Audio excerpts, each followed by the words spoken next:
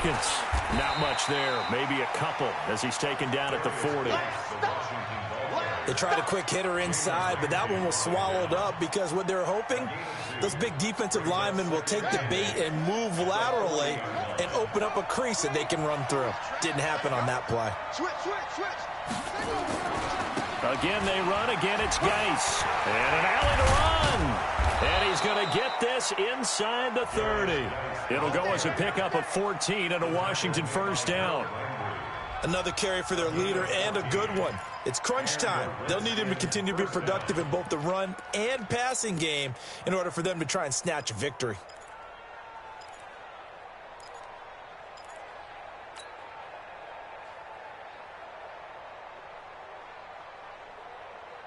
Now after the run by Geis, here's 1st and 10.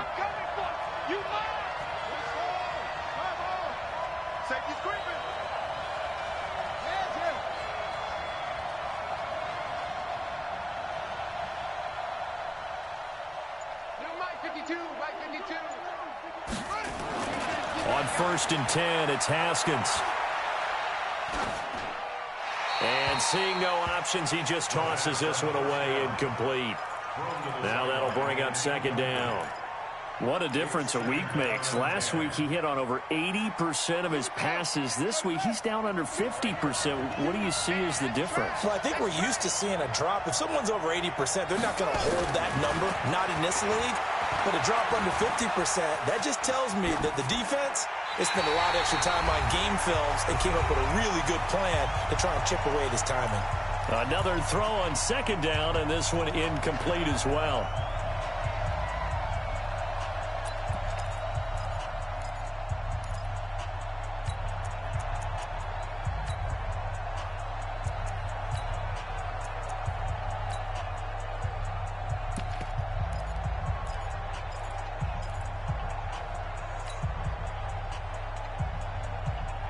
So it's Redskin football here as we welcome you back. Big play coming up. Here's 3rd and 10. I would expect to see some pressure here. The pressure drops off as they'll look to throw. And, a crusher there as it's intercepted. Picked off at the 14. He's had a fantastic rookie season, made a lot of lovely throws, but that wasn't one of them. Well, we got to give him one, don't we? I mean, with the year he's having, a lot easier for he and his teammates to accept that throw because for the most part, what they've seen, it's been pretty sensational. They begin on the ground with Kamara, and just no chance of turning the corner. He can only get back to the line of scrimmage. 2nd and 10 coming up. This defense starting to buckle down when they need to, and right now they're winning this 4th quarter, losing the game, but they're winning in the 4th quarter. And what a fine line it is about what they're trying to get done because they're down, so they obviously need the football, need a score, but they can't be so aggressive as to give up their edge, their gaps, and have the offense hit them with a big play. Looking to throw on 2nd down. Allen. A scrap for the football, and he's going to come down with it. That one good for 26 and a first down. Well, even after all those interceptions, he's not deterred, still confident to go deep at work there. I think all the old rules about playing that position still apply. If things go wrong, you still act like you're the best player out on the field. You still carry that supreme arrogance with you and continue to fire the ball. I've seen guys have games like this, and this is where you find out if you're great or not. Can you overcome some interceptions and still lead your team to victory? You'd have to think likely another running play coming here, 2nd and 11. Watch the slant. Watch the slant. Watch the slant. Mike 56. Mike 56. Better bring it. You better bring it. From midfield, here's Allen. And this is going to wind up incomplete. The coverage there too strong on the deep ball, and now they face a 3rd down. I remember a coach telling me a long time ago the difference between playing corner and safety in the NFL. Corner is like the Autobahn. Everybody just flying by, and these corners have been really busy in this game, although they got it done on the last play. On the last play, yes, but there have been some good numbers put up against them offensively. Back to throw. Allen. He's going to let this one go deep. And that'll wind up incomplete. Bold play call there. Now it's 4th down. One thing I know from experience is that when the deep ball is thrown and you're the defender, you've got to fight that little bit of panic that emerges. You've got to play the ball really well. It's a 50-50 jump ball play. And guess what? They took a shot. How are you going to win it? And in this case, they managed to get it done.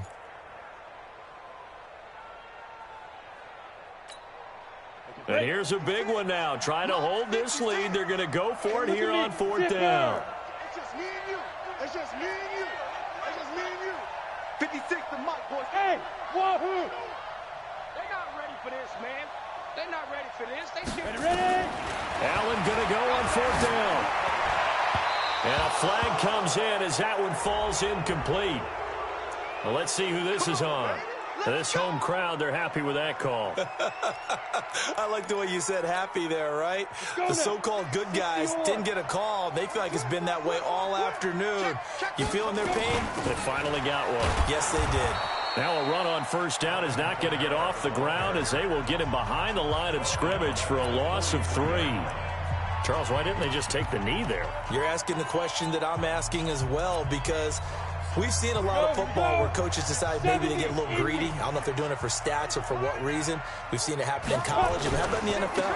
The miracle of the Meadowlands. All they had to do was through an opening, and there he goes. Touchdown, Carolina. Alvin Kamara hitting double digits with his 10th touchdown of the season. And the Panthers, they widen their lead. And that touchdown should make you feel comfortable. But do you really feel like it's totally over yet? Not totally, but I think you're pretty much there. Yeah, you've still got to make sure you stay with it, do all the right things down the stretch, especially on defense. But that touchdown there, you've got to feel good about your chances. Extra point try good by Gano. And his guys will take a 10-point lead.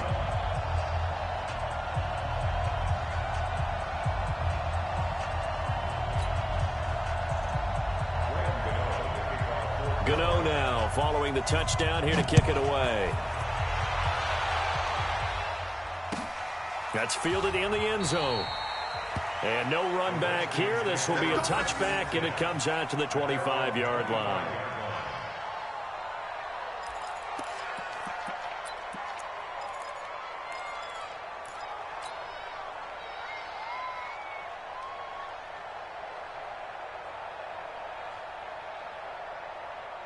Out there ready for this next drive, the Redskins offense. They might be thinking this is close to a lost cause here. Got to play it out. What do they need to do? Well, they have a thought process in mind already, but they can't get ahead of themselves. They know that they need to score quickly. Yep, 2-score game. Onside kick and get the ball back and then score again, but they can't worry. And he takes this one into the end zone, and all of a sudden, here in the final minute, things get a little bit tighter. Here's Hopkins now for the extra point. And the lead is down to a field goal now.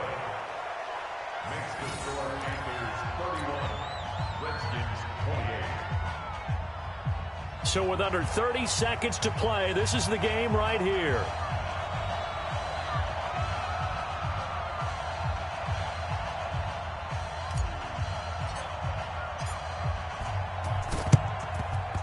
And this one travels out of bounds, so unsuccessful there on the onside kick try. Let's go.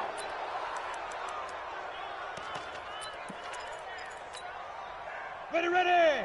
30 base. Check. 5. Allen down to a knee, and that should just about do it. Listen, anytime you take a knee to end a game, that means you've won it. So it doesn't matter whether it's home or on the road, but there's something a little extra special about doing it in front of your home crowd, isn't there? And the home crowd applauding. They're happy with what they've seen. Chalk this one up in the left-hand column for a win. Yeah, that's right. Head to the locker room, throw the wristbands in the crowd for the kids, your gloves, your towels. Get to share it with the home team.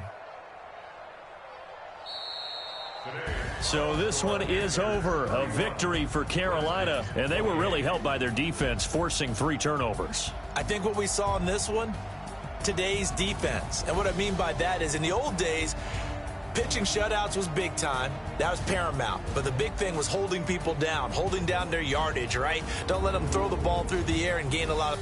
But now, it's about taking the ball away. taking away possessions, getting the ball back for their offense. They had 3 takeaways in this one, and it led them to victory. So for the Panthers, the win moves them to 3-9 now on the year. And they'll hit the road next week to take on the Atlanta Falcons. Meanwhile, for Washington, it was a win they needed to turn the season around, but instead they fall to 5-7. And they'll try to get back to their winning ways next week as they head to Lambeau to take on the Packers. So for our entire crew, alongside Charles Davis, I'm Brandon Gaudin. Thanks for watching, everybody. We'll see you next time.